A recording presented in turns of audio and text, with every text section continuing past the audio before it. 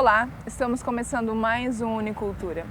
A violência contra a criança e adolescente é um tema urgente em nossa sociedade e na atualidade, pois nos últimos 10 anos o número de denúncias praticamente dobrou. E isso se deve principalmente aos registros relacionados à violência doméstica. A Lei 13.431 de 2017 estabeleceu o sistema de garantia de direitos da criança e do adolescente vítima ou testemunha de violência. A partir dessa lei, Brusque instituiu o Protocolo Integrado de Atendimento à Criança e Adolescente em Situação de Violência. Vamos ver como ele funciona?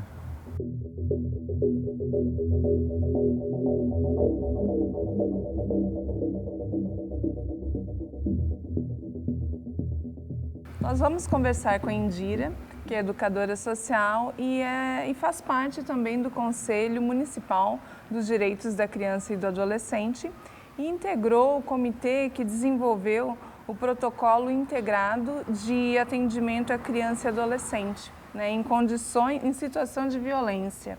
Indira, conta pra gente como se deu todo o trâmite para o desenvolvimento desse protocolo. Iniciou então o processo do protocolo pela lei federal, que é 13.431, lá em 2017.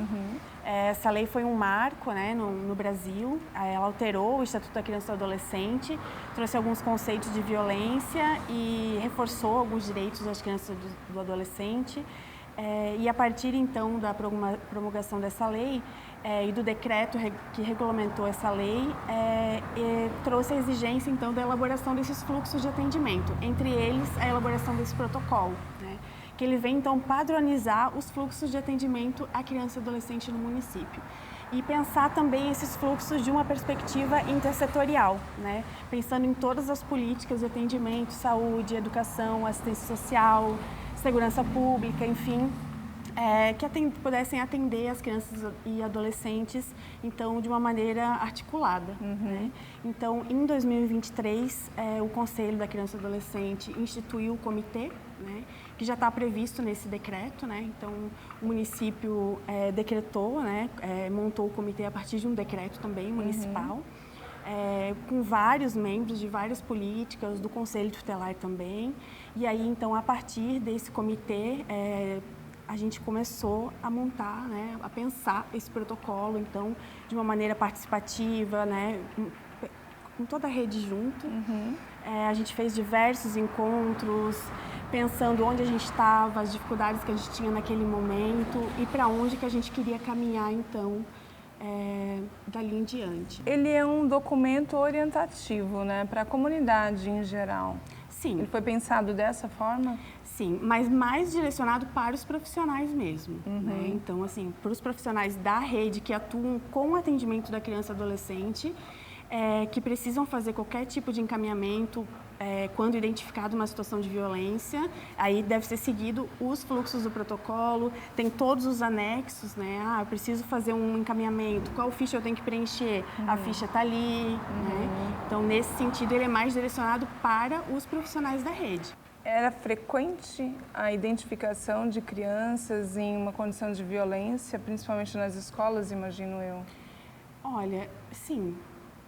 Sim, eu acredito que sim. A gente tem muitos casos de situação de crianças em situação de violência, tanto que hoje o próprio Conselho da Criança e do Adolescente, a gente já está pleiteando junto ao governo o segundo Conselho Tutelar no município, tanto pela demanda que a gente tem, quanto pelos números populacionais mesmo, já justificam o segundo Conselho Tutelar. Então, a gente tem números muito altos.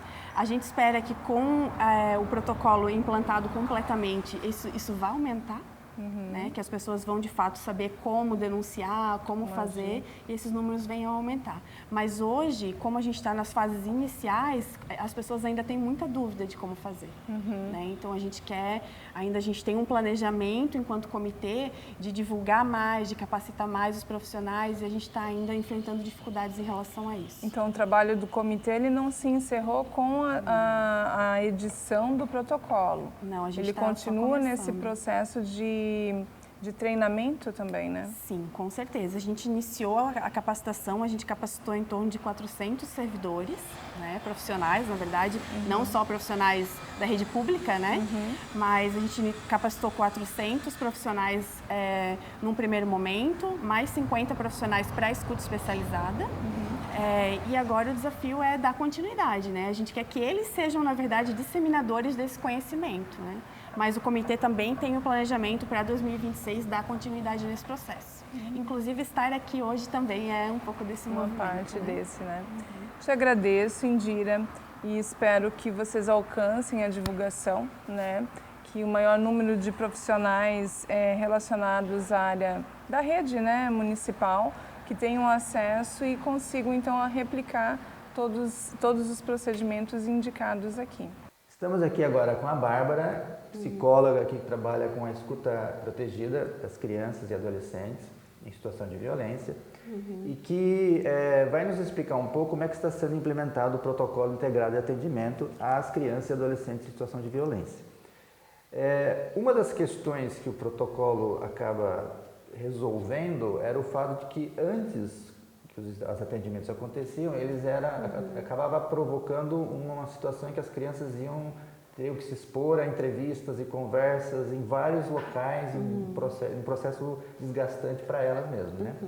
Vocês nos falaram aqui que até é a questão de uma violência institucional também sobre a criança que já sofreu outra violência. Como é que o protocolo resolve isso nesse aspecto? Bom, boa tarde a todos. Queria inicialmente agradecer pelo convite e, de fato, o protocolo ele vem para unificar, né, esses atendimentos que eram realizados ali para crianças e para adolescentes em situação de violência. Então, o que a gente tinha antes? Então, antes, historicamente, esses atendimentos ali a essa criança que passava por uma situação de violência, eles já aconteciam. Só que muitas vezes eram realizados por profissionais que tinham muita boa vontade de atender essa criança, mas que não eram capacitados para fazer esse atendimento. Então, nessa ânsia de poder cuidar e ajudar essa criança, esses atendimentos eles eram feitos de uma forma assim inquisidora para essa criança. Então, esses profissionais muitas vezes abordavam essa criança, faziam muitas perguntas. E ela era ouvida em variados espaços. Então, ela vinha aqui para um profissional, ele inquiria essa criança, né? E aí ele ouvia o que essa criança tinha para dizer, aí encaminhava para um outro profissional, que ia fazer uma nova escuta, que inquiria essa criança novamente. E assim, essa criança era ouvida de forma fragmentada por várias pessoas, né? Em vários momentos diferentes.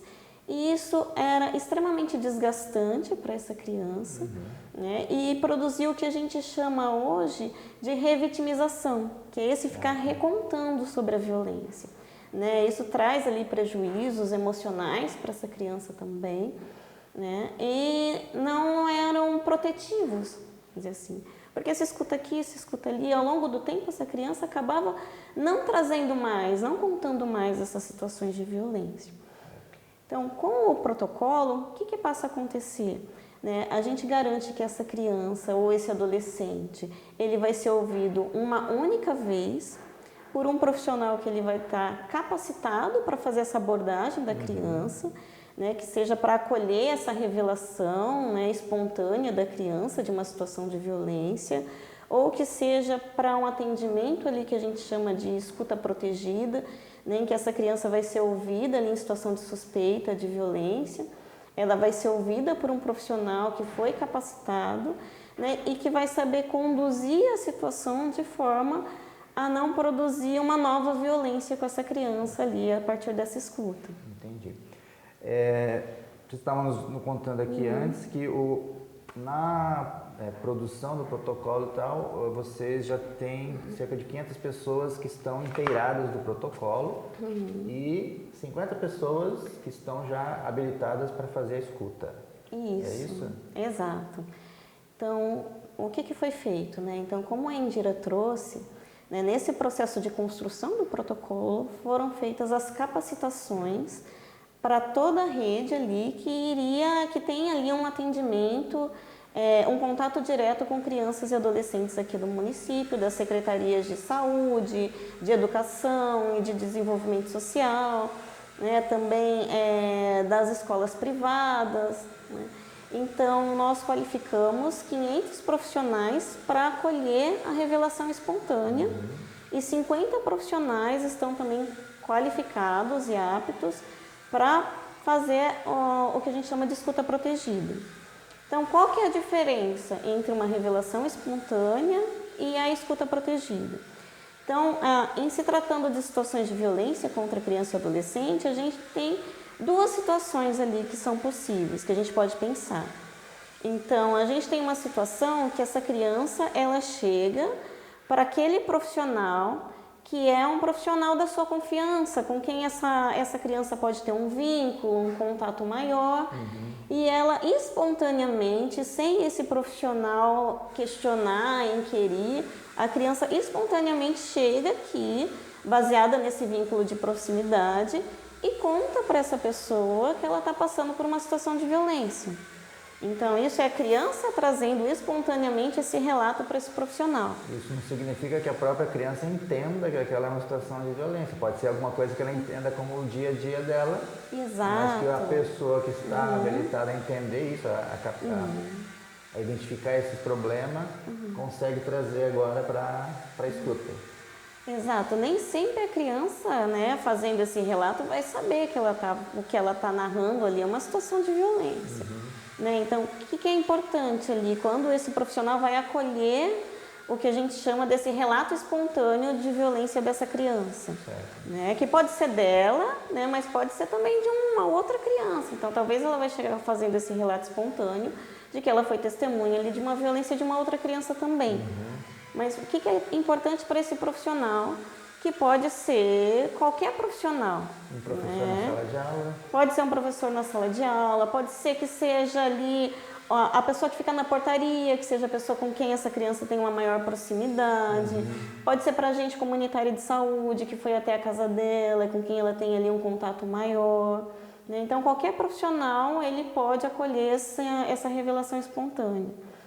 Então, o que é importante esse profissional que está assistindo a gente agora saber ali, o que eu faço? Né? Chegou uma criança agora para mim, me contando ali de uma situação de violência, como que eu vou conduzir isso? Então, inicialmente, a gente precisa acolher essa criança, né, num espaço em que ela consiga falar sobre essa situação que ela está trazendo ali, de forma a não ser interrompida. Então, eu não posso parar e falar, não, peraí, não é para mim que você tem que falar isso, e redirecionar para um outro profissional. Se aquela criança sentiu confiança de falar aquilo para você, para aquela pessoa, né, então ela tem que dar continuidade ali e ouvir essa criança. Então, de pegar essa criança ali, se está ali no meio de outras crianças entrando e saindo, vamos ali para um outro espaço onde você vai poder me contar tudo isso mais detalhadamente. Então, ouvir essa criança imediatamente, não esperar, não, peraí, então, né, amanhã a gente senta e conversa sobre isso, porque amanhã essa criança pode se fechar e não falar mais nada. Né? Então, eu vou para um espaço onde eu vou ter privacidade, onde essa criança vai poder falar livremente sobre aquilo que ela está vivenciando, né, onde ela vai ter esse relato acolhido e que essa criança consiga falar de forma livre. A gente não pode interferir, não pode julgar aquilo que está sendo dito, a gente só vai acolher o que essa criança está dizendo. E também não pode ficar tentando interpretar o que ela está dizendo, jogando palavras na boca dela. Exato, porque isso é o que a gente chama de sugestionar. Então, às vezes, a criança está falando de uma determinada situação e a gente vai colocando palavras na boca dessa criança. Né? E isso vai ser ruim também. Então, tem que ser esse relato livre da criança. A gente não pode instigar ela a falar nada além daquilo que ela está trazendo para a gente de forma espontânea. Se a gente não tiver as informações suficientes ali para garantir a proteção dessa criança, aí a gente vai encaminhar para o procedimento que a gente chama de escuta especializada ou escuta protegida. Que daí são esses profissionais que foram capacitados, né, tanto da Secretaria de Educação, quanto da Secretaria de Desenvolvimento Social, quanto da Secretaria de Saúde, que vão acolher ali, que vão trazer essa criança para o atendimento e que vão ouvir o relato dela, de forma também a que esse relato ele seja trazido por essa criança da forma menos, fazendo-se o menor número de intervenções possíveis ali. E aí, tendo identificado o problema, começar a desencadear as sequências dos atendimentos, né? Inclusive a própria família, quando se identifica essa situação, ela também passa pela conversa, não? Isso. Daí a gente falou da situação de revelação espontânea, né, que é quando essa criança chega espontaneamente trazendo as situações de violência que ela vivencia ali para aquele profissional, né? E daí, a partir dessa situação de revelação espontânea, a gente tem 2 caminhos possíveis. Então, essa criança trouxe e revelou a sua violência. Se ela trouxe informações suficientes ali para esse profissional poder dar os encaminhamentos necessários para a proteção dessa criança, aí ele vai produzir ali um documento, que a gente tem aqui no anexo do nosso protocolo, em que ele vai descrever aquilo que a criança narrou e que vai encaminhar para as redes do Sistema de Garantia de Direitos, as redes de atendimento, as redes que vão dar o segmento ao acompanhamento ali dessa criança e dessa família ali a partir dessas violências que foram identificadas. Tem outras situações em que essa criança não vai trazer espontaneamente sobre a violência que ela está vivenciando, que são situações, muitas vezes, que aquele profissional que está ali no atendimento ou que está ali no contato cotidiano com essa criança, ele vai suspeitar que essa criança possa estar passando por uma situação de violência. Então, essas situações em que esse profissional suspeita que possa estar acontecendo uma violência ali com aquela criança, né, eles vão ser, então, encaminhados para a escuta protegida. Esse profissional não vai abordar essa criança, não vai lá, peraí, né, o que está acontecendo, vem cá, me conta. Ele vai encaminhar para esses profissionais que foram qualificados para fazer esse atendimento. Entendi. Tem outra situação que é importante também a gente saber. Existem violências, que é o que a gente chama ali no protocolo de risco iminente, né? Existem situações em que essa violência ela aconteceu muito recentemente ali, ela aconteceu dentro de 72 horas, ou essa criança apresenta marcas no corpo, que daí não dá para esperar para encaminhar para o profissional que vai fazer essa escuta. Então, nessas situações em que há o risco iminente, que essa criança apresenta marcas, ou que essa violência recém aconteceu, ou que é uma situação de risco para a criança, esse profissional vai precisar acionar o Conselho Tutelar. Certo. Porque existem procedimentos também do sistema de justiça que vão precisar ser realizados ali com essa criança, como o exame de corpo e delito, né? Então, o que acontece? Muitas vezes, também na ânsia de ajudar, de auxiliar, o profissional que vai lá fazer o atendimento dessa criança, ele fotografa o braço da criança, né? Só que essas fotos, elas não vão servir de prova depois, elas não vão auxiliar depois. O que vai auxiliar é o exame de corpo e delito, é acionar o Conselho Tutelar. Acionar significa ligar para o conselho lá na hora, né? E também, né, dependendo da gravidade da situação, muitas vezes essa criança não vai poder retornar para sua casa, que pode representar um risco para ela. Então, pode ser que seja necessária a imposição de uma medida de proteção ali para essa criança. Então, isso também vai requerer que se acione, que ligue imediatamente para o Conselho Tutelar, para ele acompanhar essa criança ali naquilo que for necessário. Em outras situações, a gente vai ter que avaliar também se essa criança tem uma figura protetiva. Então, vamos pensar numa situação em que essa criança sofreu uma violência por um outro familiar, né? Que é um caso bem comum, né? Sim, que é um caso bastante comum. Mas vamos supor, a violência aconteceu por um tio da criança, que a criança fica ali um período que não está na escola, fica com esse tio, né? Mas a mãe estava no trabalho, né? A mãe é uma pessoa que que ela é protetiva com essa criança. Então eu preciso acionar a mãe também, porque essa mãe também ali vai ter que ser chamada para acompanhar essa criança ali nos atendimentos que são devidos. Né? Em outros casos, né, quando que a gente não vai acionar essa figura, essa mãe, essa figura de proteção? Só quando ficar claro que essa mãe ou esse pai ou essa figura, esse responsável não é uma figura de proteção. Por exemplo, a criança sofreu a violência e por um dos responsáveis e o outro estava lá, presenciou e não interviu e não fez nada. Daí a gente já sabe que essa não é uma... É um risco, né? Exato. Acho que é importante a gente salientar que esse protocolo ele é novo, ele está sendo implementado neste ano aqui em Brusque, que nesse processo é natural que surjam dúvidas, é natural que esse profissional ali, que está lá na ponta, que está lá no atendimento a essa criança e adolescente, né, tenha dúvidas, não saiba como conduzir a situação, mas que existem profissionais hoje que estão qualificados e que estão preparados para dar todo o suporte. Então, não tenham medo de perguntar, entre em contato, estou com dúvida, estou com uma situação assim, não sei se é uma revelação espontânea, não sei como conduzir a situação. Então, em todas as secretarias ali, né, na Secretaria de Saúde, na Secretaria de Educação, tanto das escolas municipais quanto das escolas estaduais, até mesmo das escolas privadas, né, quanto da Secretaria de Desenvolvimento Social, existem profissionais hoje que eles estão como referências da escuta protegida. E esses profissionais, eles estão aqui para dar todo o suporte, para tirar dúvidas, para esclarecer mesmo. O próprio comitê, ele está aqui como um suporte também, ele tem mobilizado ali, realizado várias reuniões ali de formação, então já realizou ali um encontro de formação com os gestores, os diretores das escolas municipais.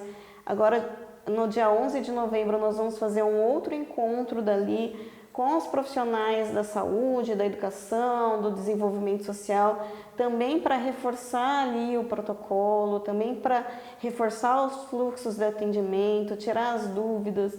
Então, assim, tem uma situação, está atendendo uma situação ali, uma criança, né, que pode estar numa situação de violência ou não sabe como conduzir a situação, pode entrar em contato com qualquer pessoa de referência ali da escuta, que eles vão estar ali para dar todo o suporte que seja necessário ali, para que, enfim, para que a gente consiga ali nesse processo de implementação do protocolo, que a gente consiga ir aprendendo, né, a como lidar com cada situação. Queria aproveitar e dar um último recado, né? Claro. Queria dizer que também ali existem canais de denúncia de situações de violência contra criança e adolescente, para além do protocolo.